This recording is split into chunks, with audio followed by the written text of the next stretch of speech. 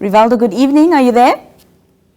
Yes, good evening. I'm having a bit of a difficulty hearing you, Nina. I'll try to project a little bit, but thank you so much for taking time out to speak to us. Yes, it's a pleasure. Thank you so much for having me.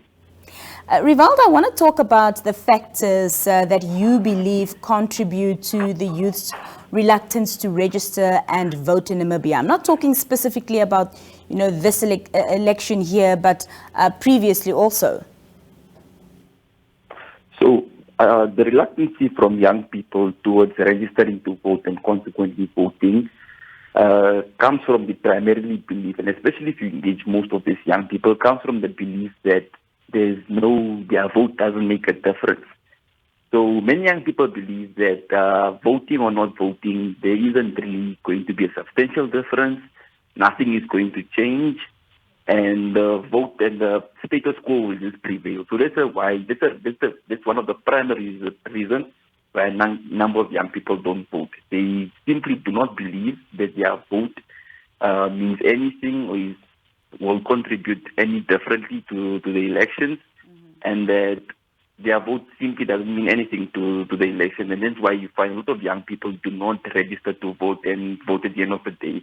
But consequently, also, I'll make reference to a popular video that circulates social media that it doesn't matter who you vote for, the same people are in the political system.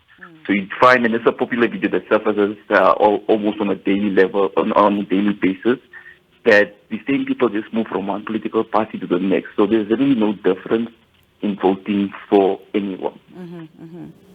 I want to talk a bit about, how the ECN, the Electoral Commission of Namibia, can improve its voter education initiatives to engage young voters. Of course, this year, I believe that they've gone the extra mile. They've gotten, the former Miss Teen Namibia to sort of be the face for their youth campaigns. Do you think that it's yielding fruit and it's successful?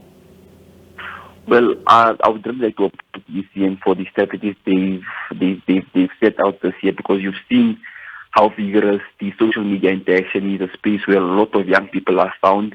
And you see that the different strategies the ECN has used to really engage young people to come forward to the elections. I see, and I speak under correction, but the statistics do look a little promising compared to previous elections. We've seen a lot of young voters come out and young voters actually recruit. I also like to applaud the ECN on their exceptional work with deploying or creating a youth ambassador for the elections, encouraging young people to go out there to register to vote, and at the end of the day to go vote consequently as we approach the elections in November. So this has done great. However, there is still a lot of work that needs to be done. And I just want to like to rephrase the question that it's not just the job of the ECN.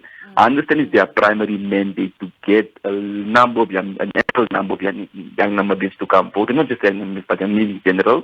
But we also need to consider that it's our civic duty as every Namibian to vote. So in as much, I don't think it's enough for me, Rivaldo, to actually go and register to vote. We also have to look at what have I done to encourage more young Namibians to vote, especially those that are not aware of their civic duty or they don't see the importance of their civic duty. How can we all play a role? So while the work by the ECN is commendable, and we are seeing some of the changes in the voting, in the registering patterns for voting, we also have to look it upon ourselves as young people, as society, to also encourage other people to actually go out there and to go vote. Rivaldo, in your opinion, what role does socio-economic status play in shaping voter behavior amongst the youth? So, it plays a fundamental role, and it plays a crucial role, because you discover that the socio-economic status is what normally, if you study the patterns of other countries, normally drives people out there to go vote. I'd like to make reference to the elections, the recently concluded elections. Not recently, but the concluded elections in South Africa, where we really saw a number of people stand up, go into those long queues, and cast their votes because of the situation on the ground. The levels of poverty, the levels of unemployment that the government wasn't able to address. So young people saw it as a form, and that's where young people finally got to understand the importance that registering to vote and consequently voting plays. So I think in the country of Namibia, where we're also subjected to high rates of youth unemployment, and poverty rates. This should be a driving force to get more young people to go out there and to cast their vote for whatever party they would want to vote for. But you'd find that the case is different in Namibia because, again, a lot of young people just do not see the importance of voting. And I think there has yet to be a correlation in Namibia where a significant number of young people understand what voting can do for their social economic status in the country.